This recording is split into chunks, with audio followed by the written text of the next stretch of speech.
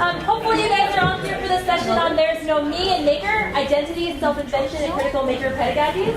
We have a good lineup with some switches added to our lineup. We have Leah Gilliam from Mozilla and Hive, New York City Learning Network. We have Cydney Gray from StreamYard Studio. We have Anjum Asharia from Rev. Am I saying that right? Rev? Is it Rev? Okay. And we have Joliz Cedeno from Global Kits. Woo! And so each of our presenters is going to give a short presentation, and then we'll have lots of time for some Q&A and get some insight into the work you're doing and how it relates to what they're doing. So with that, Leah, are you willing to start? I am not going to start. I'm going to let Anjum start. We're waiting for some tech. Are you waiting? Yes. Okay, sure. I'll start and show my slides. So the first thing I want to tell you guys is that we changed the name of the panel from There's No Me in Maker to Where's the Me in Maker. We'll just let you think about that while I get on up to the podium here. And you will slide down. Yeah. So, as often happens in Hive NYC, we will begin a conversation in one place and then continue it in another place and then keep talking about the same thing and then try to figure out what we've been talking about.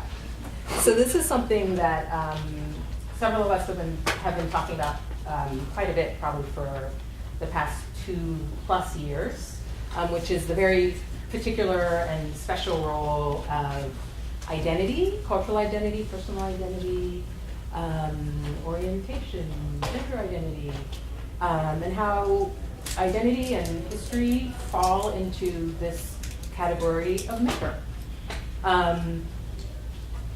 I wanted to start off with a personal anecdote and one slide, and then we're gonna just kind of start talking. So we changed the title to Where's the Me in Maker instead of There's No Me in Maker, because it seemed less confrontational. And it seemed more conducive to conversation. Although I stand behind my decision, however, to be like, there's no people picture. So I wanted to show you guys a picture of my dad from 1969, and tell you a personal anecdote. So my dad is an abstract artist, calls himself a painter. And the very first time me as a youth told someone that my dad was a painter, they said, "Oh, what kind of houses does he paint?" And so this is a great, one of those great, like, life-altering moments where you get this great, complicated but very simple question. So one is that the history of the word painter, of course. So my dad saying that he's a painter instead of saying that, at first he's an artist. Goes way back in time, but he's actually sort of like thinking back to kind of a Pollock-esque era when someone who paints and works in the studio every day is adopting the sort of like the worker persona of being a painter. That's what you do. It's your livelihood. You're a painter. You're not an artist. An artist might have more of a sort of connotation of a dilettante. No, you're a painter. So when I say my dad is a painter, as a kid, little Leah, I think about this. I think about my dad who goes to the studio. I think about my dad and his collaborators. I think about the crazy people who stay up late arguing at our house until all hours of the night. I think about this culture around my father being a part of this community. This person, who I don't even remember anymore, was thinking of a painter, a person who paints a house. And there's obviously no judgment in talking about the two different types of painters. But when we think about all of the millions of questions that came to mind from this very simple question, and from this way that my dad is identifying himself, he's always identified himself as a painter. He won't tell you that he's a black painter. He'll tell you that he's a painter, first and foremost. So this will just sort of now skip over to a larger conversation that I've been having with Hillary Colos here from StreamYard in the Bronx, also with Sid. And then I invited some other people from Hive who have great relationships with developing and working with youth and working with a range of different types of learners, just to sort of help us pull apart this idea of how identity and history and making all sort of come together. So that's my sort of personal anecdote, and then I want to maybe introduce some of the other ideas that we've talked about, and then do you want to Sure. talk a little bit? Totally, yep. Joliz, we literally pulled out of her chair, so you might want to chime in, but you're welcome to do what however you want to do it. And so I'll tell you just a little bit about this chumminess you see happening up here. So I'm here as part of Mozilla Hive Learning Network. We are a New York-based organization. We see ourselves as sort of a citywide makerspace, a learning lab that's made of educators and technologists and geeks and nerds and people who teach in schools and people who teach in computer clubs. We are a network of 40 organizations, and the people who work in our organizations are all supported through a funded infrastructure to create collaborations and learning opportunities for youth. So the Hive Digital Media Learning Fund is what supports the collaborations that our organizations do together. The work of the Hive is sort of a larger endeavor and really about this idea of creating a community and a critical community of practice around the work that we're doing. So DreamYard, represented by Hillary and by Sid here, have been working hard on a drop-in media space, and some might call it a makerspace. And we started having this conversation, over 2 years ago, just about what it meant to bring the maker sort of ideology and some of the values and practices that go along with identifying as a maker into their space that's in the Bronx. And although Chicago has a long history of a great drop-in, makerspace in the center of downtown, in New York we don't have these. We have many types of drop-in spaces, but DreamYard was one of the first sort of spaces that was brought in under the sort of MacArthur model of learning lab and maker spaces. So we had a lot of conversations about what it meant to kind of claim the term maker, and it really began around typically around Maker Faire. So the very first Maker Faire, Hillary brought a group of youth from DreamYard, which is in the Bronx, down to Queens, where Maker Faire was happening, and they did a lot of hands-on activities, and they kind of got acquainted with the kind of culture of what it means to be a maker, and then we started this much larger conversation, which is sort of about what does it mean to take this term maker and to introduce, what really are just like hands-on activities with a particular approach to using, technology and to tinkering into different spaces. So, do you want to talk a little bit? Sure. Okay. Do you want me to find those images I promised you? I can do that. Okay. All right. You start talking and I'll find something. All right. So just to give you greater context of what DreamYard does, we are an arts education organization that's a drop-in sort of space, but we also have classes after school and the maker class is actually it was started around middle schoolers. That we got a grant from Cognizant, and we got a lot of awesome technology. We have 2 3D printers, a vinyl cutter, soldering irons, and a lot of laptops. They kind of sat those in front of me, and they're like, makerspace, along with John Santiago, who was actually a collaborator with us. And I was like, what is a maker? What are you talking about? Why am I co-teaching this class? What is happening? But it turns out that we are part of a bigger community called the maker community. But defining that for myself was a little bit easier for defining it for our youth that we work with. We take them to Maker Faire every year, and every year we show the same Martha Stewart video about this is what Maker Faire is.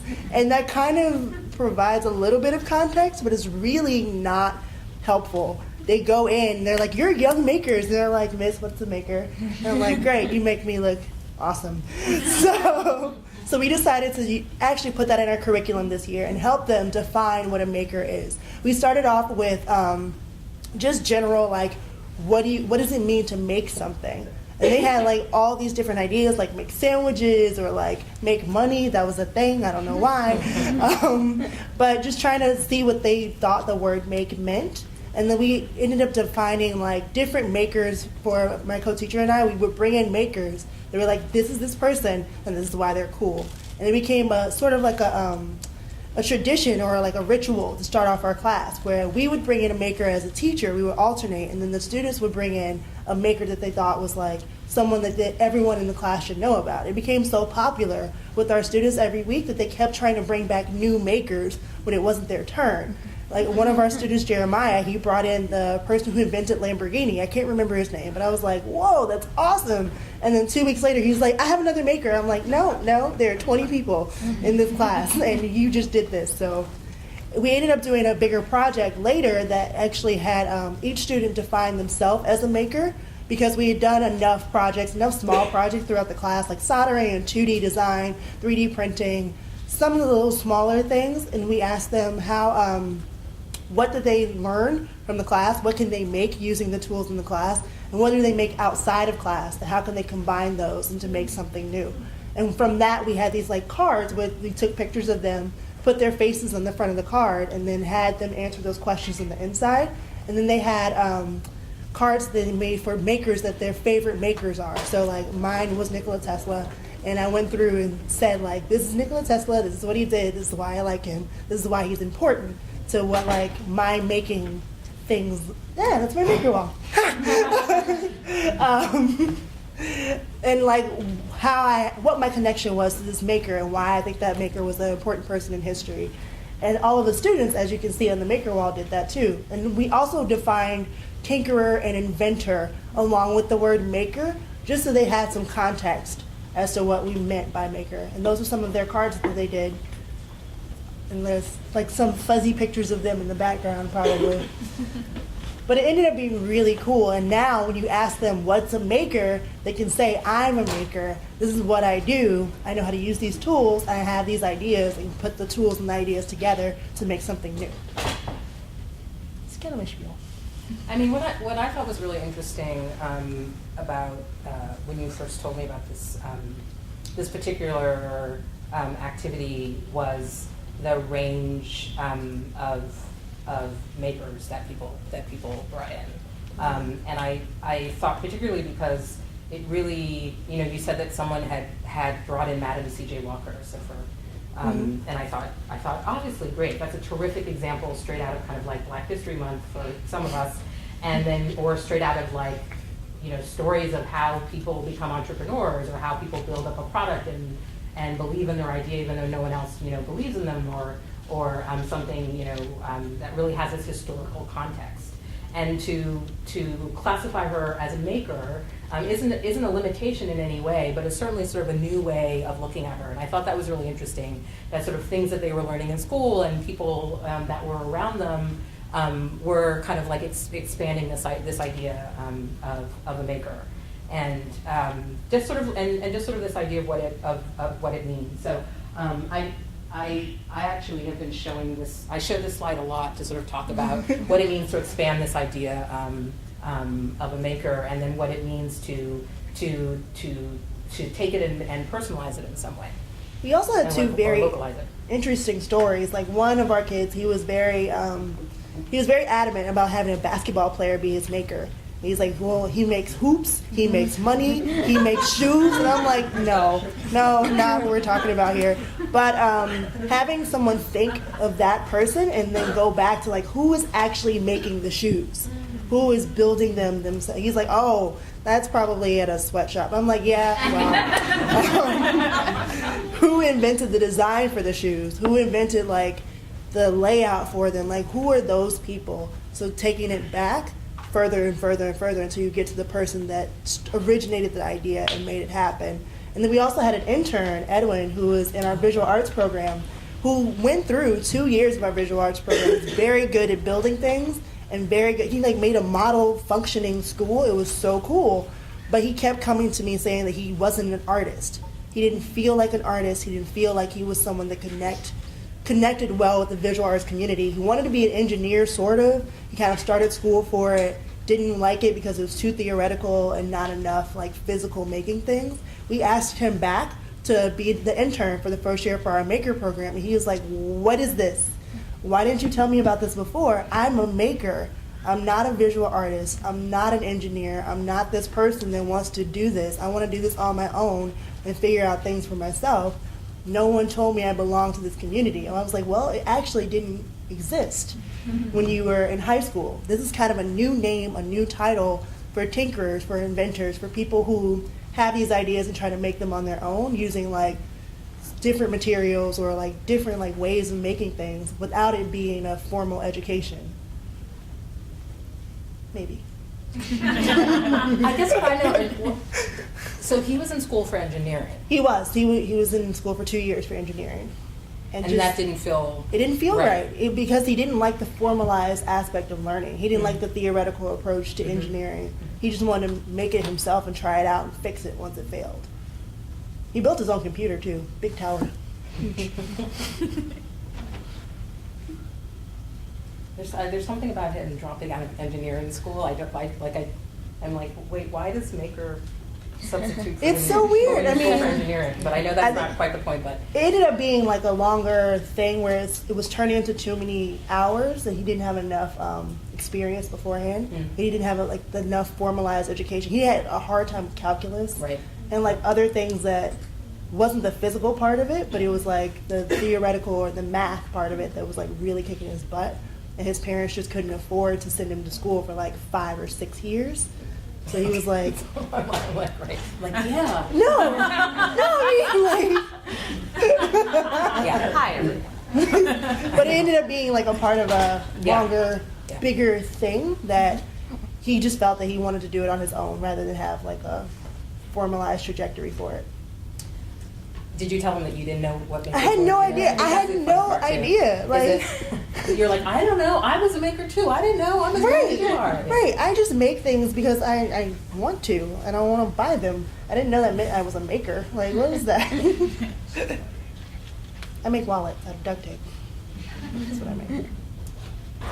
So, maybe we'll keep just sort of talking about our user cases and then open the room up.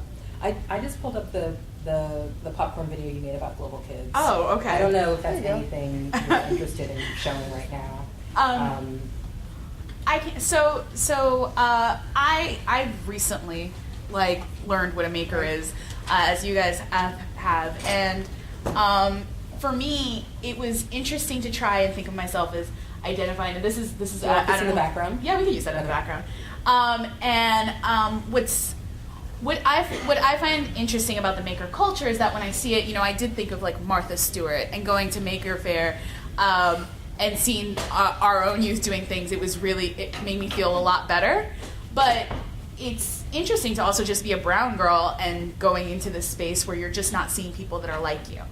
And with our own students, I worked in a school, IS 229, which is right down the block from this building in Sheridan Avenue, where it's the birth of hip hop. It's where the first party that the DJ remixed the songs and hip hop was born. And these students just didn't understand what's the connection between how you live in a maker society, your moms and grandmas creating clothing, your cousins creating graffiti art. This is all part of this maker culture, but you're just not as represented in the culture because you don't see it yet. You don't see yourself as a maker, and of course, it's a new concept. And in the tech world, I'm a person who loves to use tools and create new things, and this is the Mozilla Popcorn tool that kind of is like VH1's pop-up video, where you get to remix a video to show some new information, and I think I learned this in a day and remixed it and remade it. But if you had asked me, and Leah showing it is kind of like this moment of oh yeah, I guess that's kind of like a little maker thing, where I just, it's not something that I connect because I don't see myself as part of the culture yet, because I'm just well, this is what a maker looks like, someone who's with a soldering iron and Arduino board and all this, when you realize that it's actually someone who's trying to create things and trying to add to the world. And I think that adding to youth, telling youth that you are a part of this culture as someone who's creative and thoughtful and trying to come up with new ideas and trying to solve problems and trying to create things that you like and want other people to like too, that it's okay, and you might be the new person there. You might be the sole representative of your background there, but it's important for you to be in that space and to claim it in order to feel more accepted in a community and feel like you are part of this growing community. That's what I got. That was a lot. That was great. I mean, I think one thing that's interesting too is, just as you were talking, I was thinking, about sort of just this idea of like of all of the different sort of skills and literacies that go behind, that are sort of behind this idea of a maker. So we can think about problem solving and critical thinking and collaboration and sort of this larger sense of community. I mean, I think one of the things that's really great about the idea of maker is that it brings into this element of community, which is really different than if you're in school for design and technology with a bunch of other students, or you're in engineering school or something like that. It's sort of this larger sense of community and sharing that becomes really important. So, I mean, I think one thing that's interesting is when it's helpful to adopt the term maker, like when who you introduce it to, and how you help youth to understand that it's one of many titles that they can use and sort of and how they can manipulate it. But I do think also just this idea that you're sort of that you describe the scenario in which a youth is in a room with a bunch of other people that might not look like them, but there's actually this sort of shared goal and these shared values behind it. What shall we do on? I'm gonna play really loud. approach this obliquely. We have the got that close. Oh, that's a good idea. Let's mic your. Are you here with the solution? The AV guy's on his way, but Is he shy? We can make our way. Yes. Oh yeah. Just get slide over here. A little gaffer stick would be perfect. Oh, I know. And the speaker's that way, so we should turn it this way. Yeah, less feedback. That's what being a maker is all about. Where's the, where's this? Oh, it's just right there, right? DIY culture. See if we got this.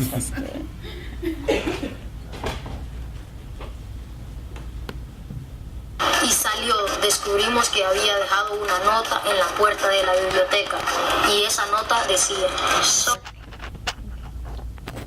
Yeah? All right. So, all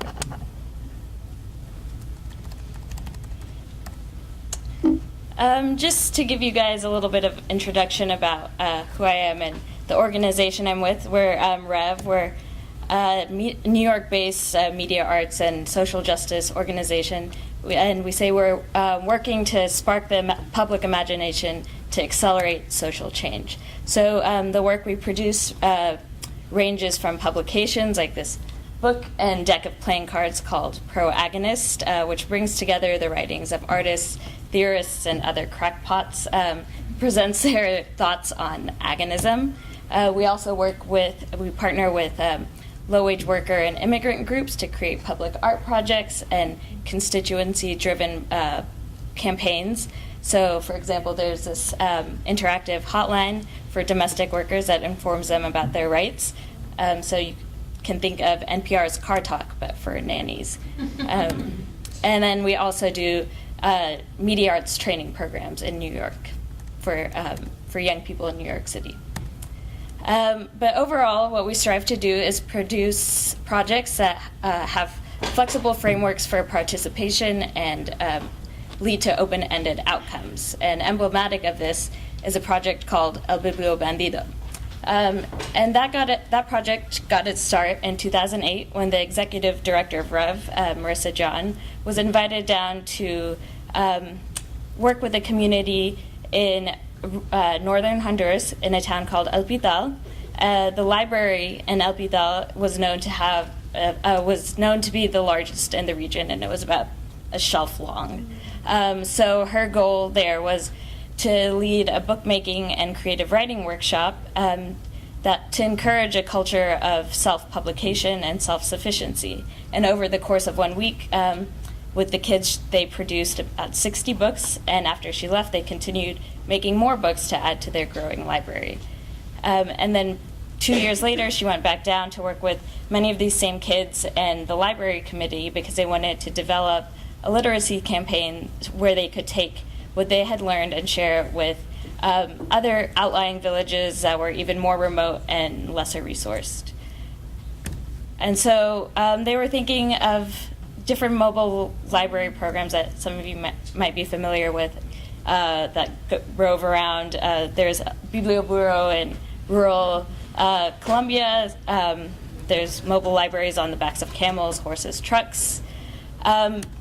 El Biblu Bandido, which translates to story thief, is a play on this idea of the mobile library. So it's an ongoing initiative that centers on this masked bandit who terrorizes little kids until they write up and offer him stories to eat. It now involves 19 schools and 500 youth across the jungles of northern Honduras, and for many of these kids, El Biblu Bandido is much like Santa Claus, a real threat which prompts them to write furiously. And in the summer of 2012, we were back in Honduras and with the kids who have taken stewardship over this program for the past 4 years. We produced this short video.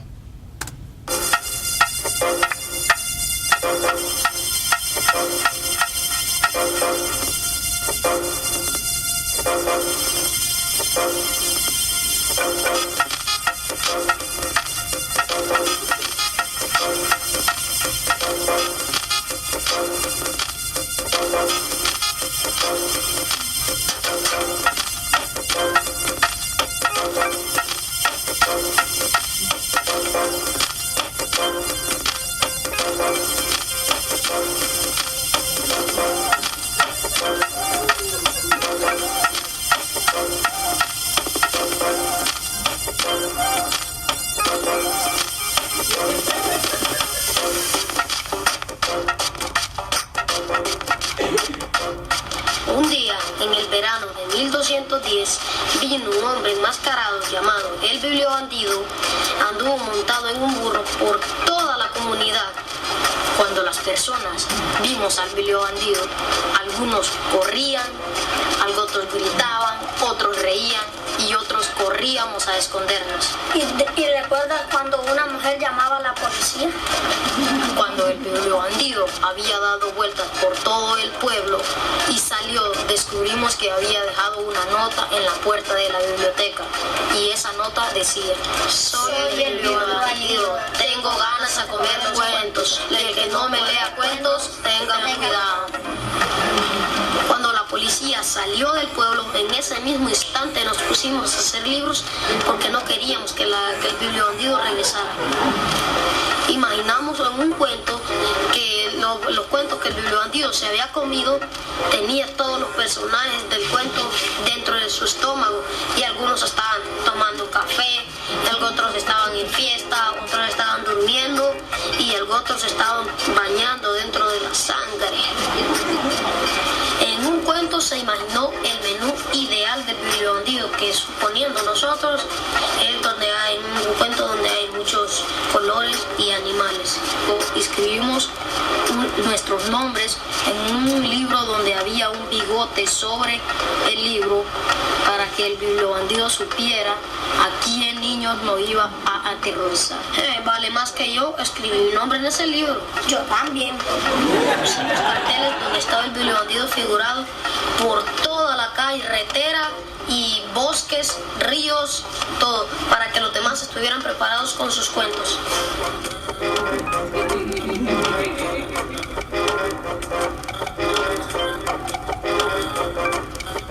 Y continuamos haciendo libros y trayendo el proyecto a otras comunidades y pueblos que también necesitaban un Bibliobandido. Después de 2 años, el formato del Bibliobandido cambió un poco. Era cotidiano. No teníamos miedo.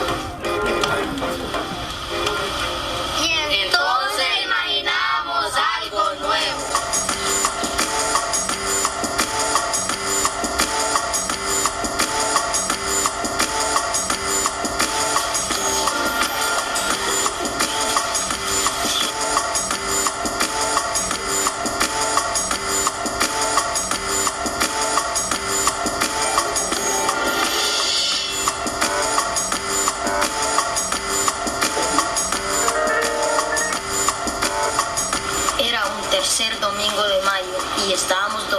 sentábamos al lado de la carretera esperando al bibliobandido por su cosecha mensual. Pero teníamos nuestros libros preparados en una bolsa porque cuando él viene tiene ganas de comer libros. Yo también estaría muy hambrienta si no me hubieran dado comida todo un mes. Oímos desde lejos los cascos de un caballo. Pero cuando vimos, no era el bibliobandido. Era una mujer que venía en marcha de su caballo hacia la comunidad y se acercaba rápidamente. No supimos si era una heroína o una villana. Teníamos mucho miedo. Y esa mujer nos dio una nota que decía: soy la inspectora de la tierra de los bibliohéroes y sus cuentos son los más ricos y más dulces y no son los cuentos que dejamos para el último bocado.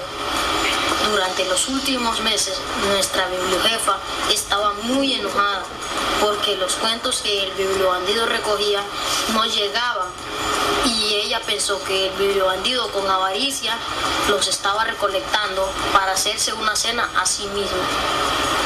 Y ella me puso en una misión para descubrir qué era lo que estaba pasando con los cuentos que no llegaban a Bibliolandia.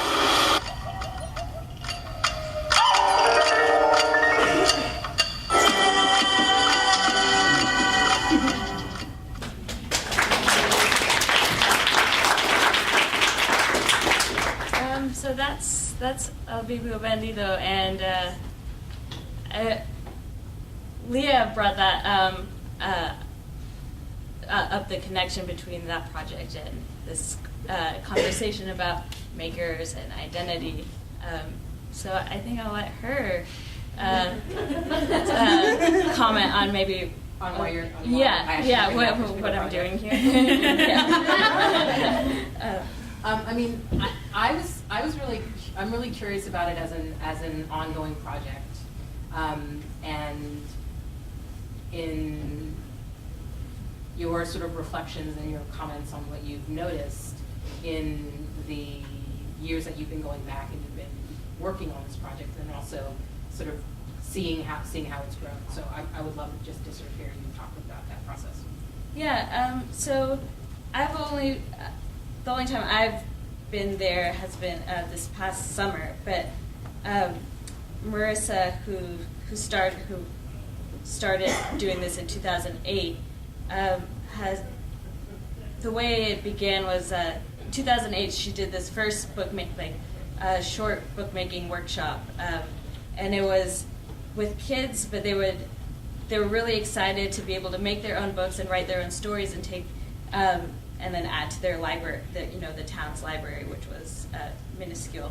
And then during the day, they would do the bookmaking workshop, and then they would go home at night and show their mothers and their grandmothers, and everyone kind of got involved in the excitement around learning how to make your own books with minimal resources. And so there was I think maybe already in 2008 there was a small library committee in the town, but this kind of galvanized them further.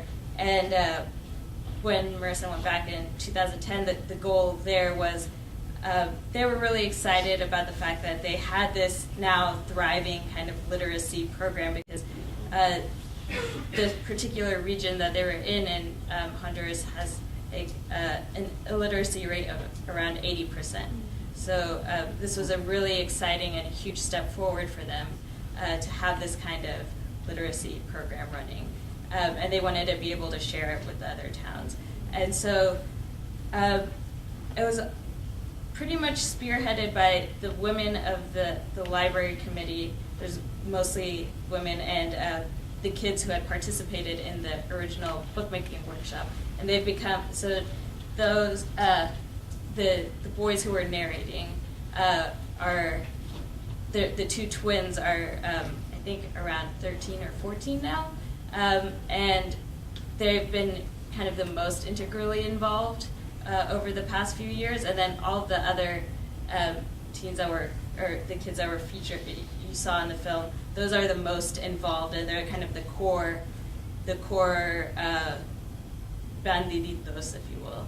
And they're the ones who coordinate every month a trip to a neighboring town or village, which often involves like a half a day's hike to get there, and they plan out these elaborate stories to stage the drama over again. But sometimes it'll be the same drama that took place in El Pital in 2008, or they've also started kind of adding new characters, and there's been lots of plot twists. And what they're excited about now is moving forward is kind of bringing together all the different, from the different towns that they go to. There's usually like the point person is the school teacher who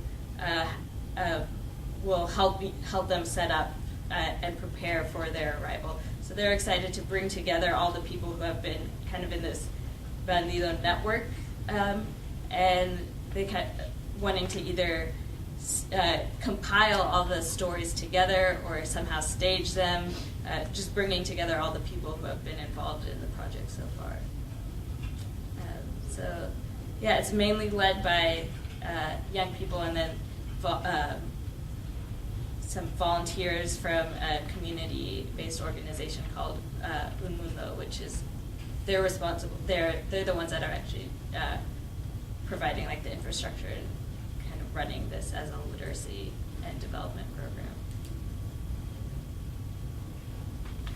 So those are our case studies that we present to you. We'd love to have a larger conversation in here, more from all of you about sort of your thinking around what this means to sort of to identify as a maker, or to think about becoming a part of a community of makers. What's the value add of being a maker, and how does it work and sort of function as one of many shifting identities that a youth or an adult or anyone might adopt? Yes. I was just curious, especially when you're talking about I don't remember names ever, like walking into a space and not looking like you, not feeling, and I'm just I was just thinking about this, the whole. I mean, a lot of times we talk about maker spaces being part of the community, and that you can't just like that it is like a very micro local level to a certain extent, and so where things are at and that kind of thing. And I wonder how, like on a more theoretical level too, because I don't think everyone has the.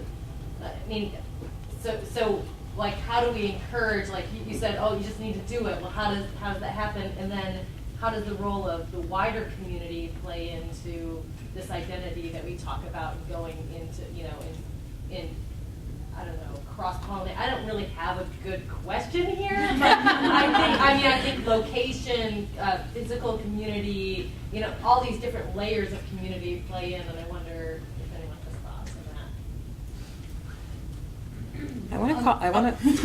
that. I also want you to join in, AnnMarie, because you have so many great examples of maker spaces and makering at work, and you showed me my most recent favorite clip of someone in a maker space, like saying they didn't need the Geek Squad anymore because they knew how to take apart their laptop. So please feel free to jump in. I'm sorry to cut you off.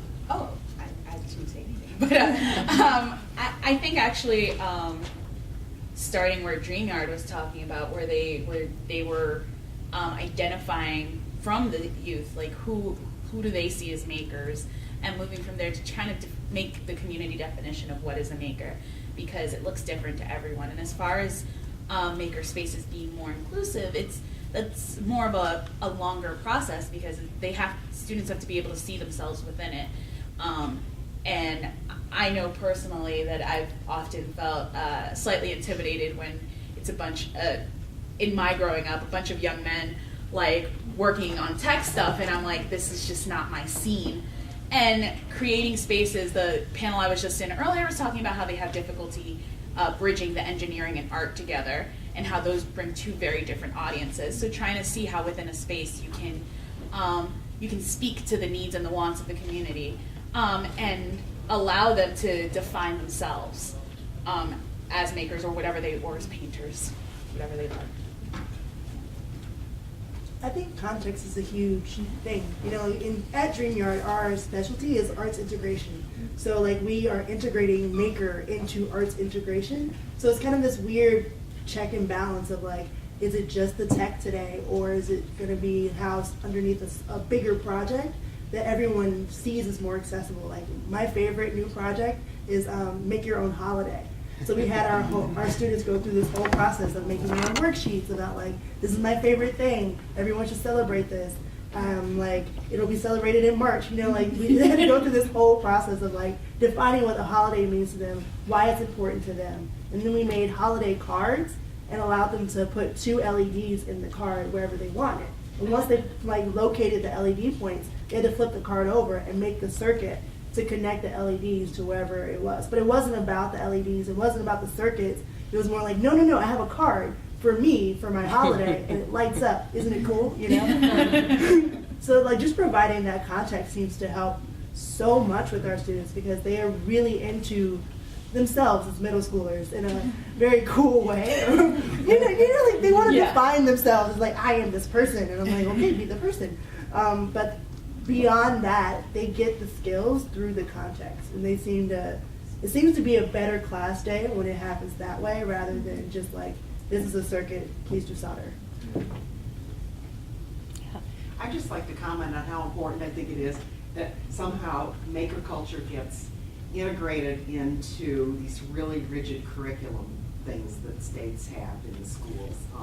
This reminds me so much of my son, who at one point dropped out of computer science at UW-Madison because he said, I just want to tinker, I just want to make a computer, I don't want to study the theory. But he had to go to a technical school. He had to drop out of the university, go to a technical school. Now he's back in the university. And it's just too bad that this is seen as somehow not as important as the theory. And I'm just wondering about all these high schools with this really strict curriculum, these teachers who feel so restrained with being able to be creative. I'd like to answer to that. I'm a teacher at a private independent school, and we have a makerspace in the school.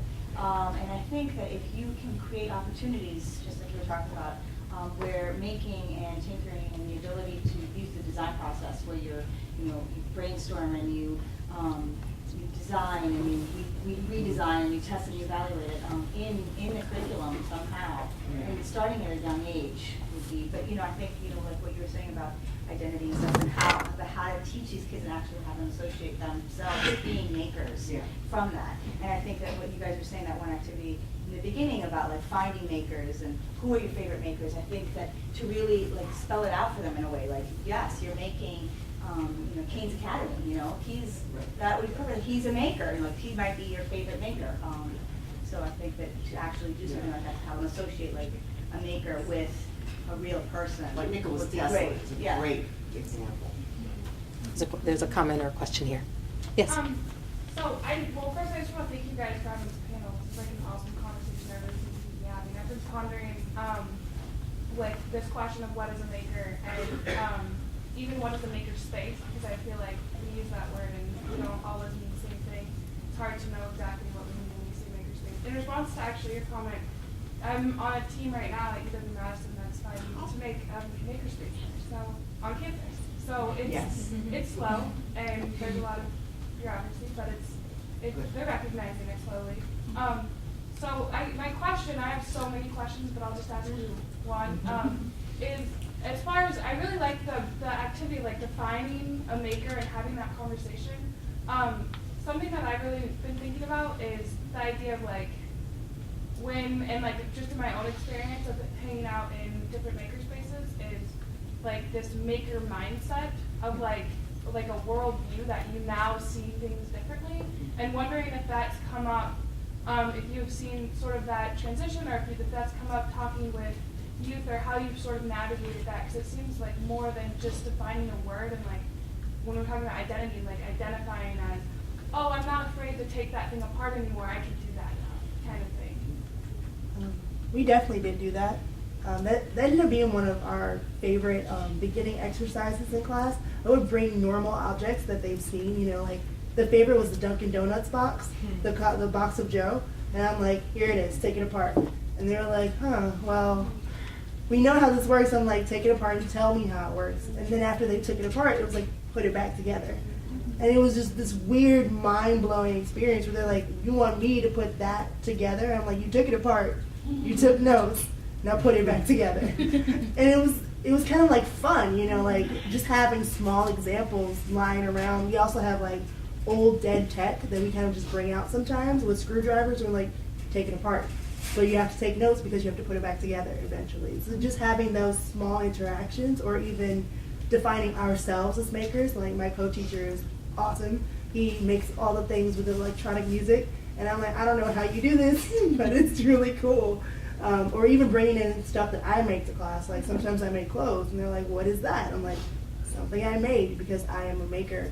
And it kind of, it's that weird community of just saying things over and over again for us, or just giving them small opportunities to discover things on their own, or to define themselves in different ways, and then having the structured activities of like, what do you make outside of this class? What do you make in school? What do you make in all of your different communities? And how can you combine all of those together to become one making practice?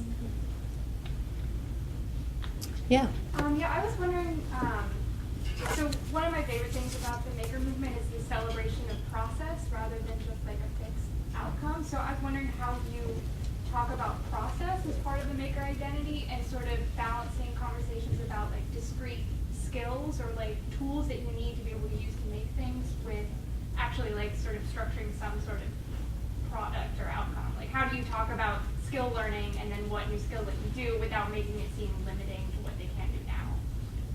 It's a great question. I mean, I'll say that in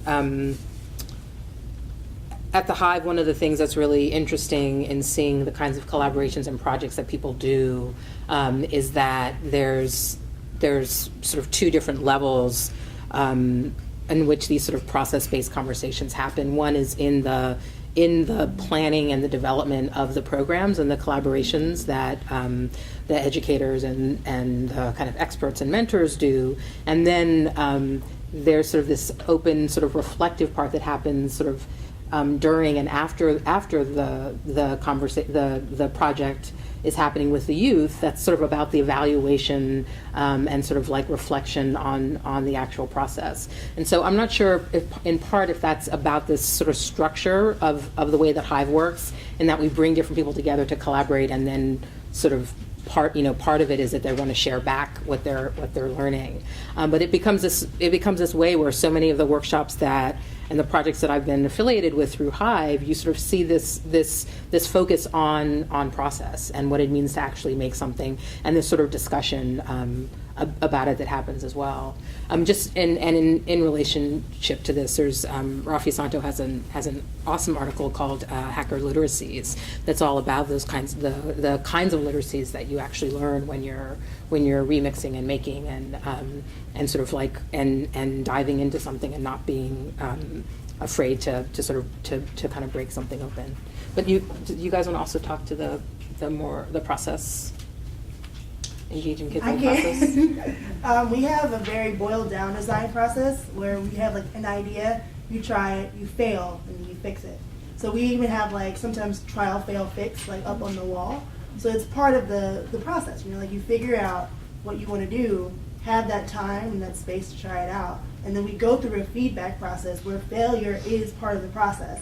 And that's kind of a weird thing to say to middle schoolers sometimes, like you will fail.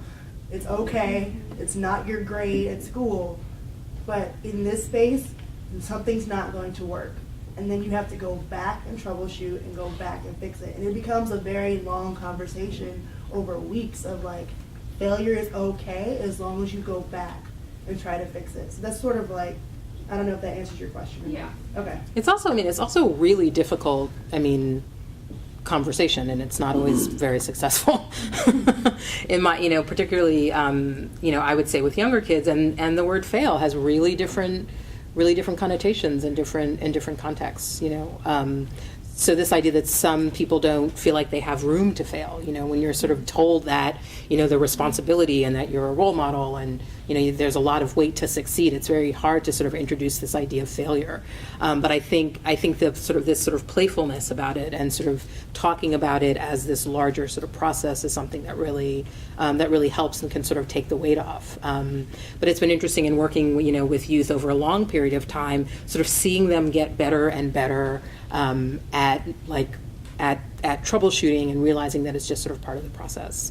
So it's not like tears every time, like the circuit's not working. Like sometimes it's like, yeah. I just want to, because one of the things that we do games-based education, and with one of the projects we did recently, which was teaching a group of 5th graders how to use Scratch. And we wanted them to create like a very simple recycling game of, a can comes down and you grab it with your recycling bin. And we're building it as a group. And one of the things we say at the very beginning is that this is a safe space. This is for us to be creative, and we're going to come up with crazy ideas, and that's okay. And we shouldn't, and we're not going to judge each other for it. And also to have patience. And if you got something before somebody, help them out. And it turned out that at the end of the class, when we're having a glitch with the program, one of the kids came up to us, the little 5th grader. He's like, "You guys created an unnecessary loop right there. I think you need to just move this here." And it's that moment where you're just like, when they see that, it's okay even for us as adults to not get it right, and they feel it's part of the process and can really get engaged and create something that worked really awesome and turn into a fun game. So many comments. What's the most relevant thing that to follow up what Joliz just said? Does anyone have like a boom? Yeah. Well, it's about intergenerationality and Beautiful. sharing, and actually combines. I love your photo of your dad and bringing that connection between a historical perspective on what local culture might infuse a space that is looking for people to bring that creative energy. I'm working on a hacking payphone project in Landmark Park in LA, which is a historically African American arts corridor. And key to that has been the local artists and the local musicians and the stories that they tell, and kids who, and it's not a project for kids, but it's like people bring their kids, because they bring their kids involved, and it's like out there. Right. You can't just go to their space because they want to. Yeah. So how you bring in people who maybe kids might not notice, old people, but like how you create those spaces where like people have these skills and have these stories and have this perspective, and how you bring that into an intergenerational space where people can learn from each other. Yeah.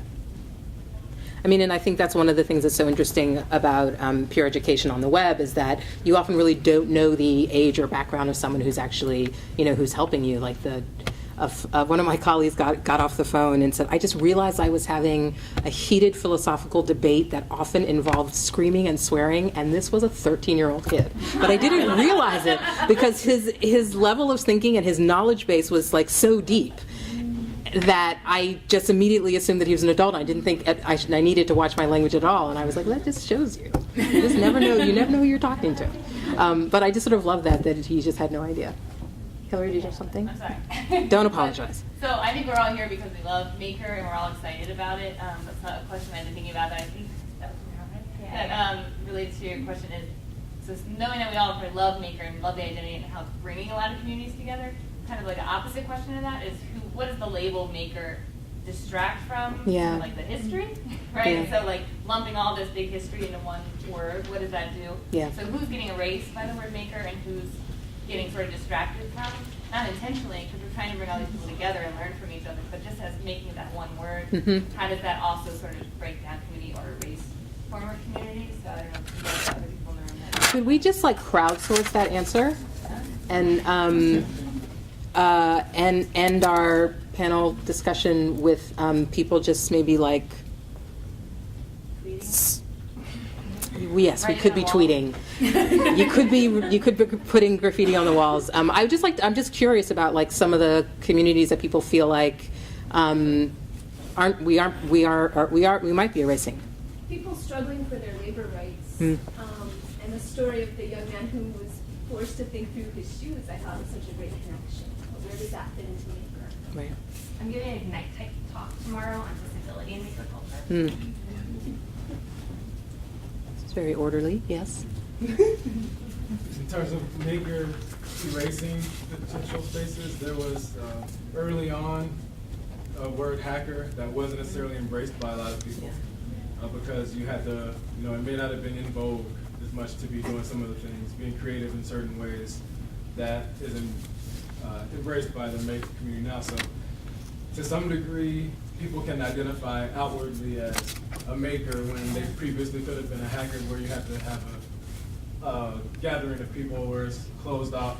But now when you can do it in the open and it's embraced and you teach others, that is a good replacement of that word where you have to hide. So that's one where. That's interesting.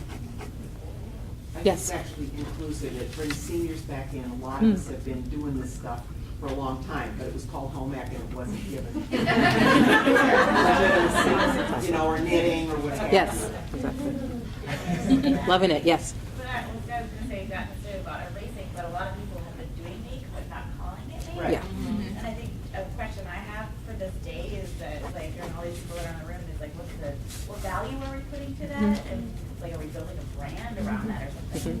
Is that something, or, because I think there are some people that I've encountered that are sort of not angry about it, but they feel like, I've been doing this all along, I just don't call it make, and now people are coming along and calling it make and getting a lot of buzz, and that creates some contention, which makes me sad, because a lot of those people are doing great stuff, and then doing engineering or, science, before there was STEM, they were doing science education. I know. They don't feel It's brutal. It is brutal. So, I think it's interesting because make is a brand. And we'll Yeah. hear about that later from Dale. Yeah, we will. They're making it more of a brand. So, and the maker, maker fair is a brand. Yeah. So distrustful of a brand. Yeah. So they're almost like, it's got too much of a buzz, maybe I don't want to be on that. I mean, and I've had that in some local communities too, like, even doing Fab Lab, Right. getting more recognition people are doing. Right. I mean, there's also people that don't know about this. They're not here. They don't know about this symposium, and they're like, "What maker? What?" When they're doing a lot of the same stuff that we're doing, or like have been doing it for years, like you were saying. But if you're not in, you kind of don't know about it in this weird way. I think at the same time, in my experience, just the makerspaces that I've been working on, doing research and stuff like that, it's like legitimized nerddom for them. So they're like, a lot of the people that I've talked to have been like outcasted and feel now legitimized as a makerspace. And this is like a family, and it's given them a home in that sense. Any other disruptions? Yes. I was going to add to that. I think there's a double-edged sword there, because I feel like sometimes within people that are legitimized nerddom can also make nerds to be that same dominant model of like white boy, middle class. So like just trying that, I really appreciate the panel, because I think those are tensions we're talking about. It would be good to continue to talk about. And I suspect this conversation can go on for a while, but unfortunately the bad part of my job is I have to say that our time is up. And let's thank Awesome. Thanks so much, you guys. Next panel is hearing from young makers, and they'll be in this room.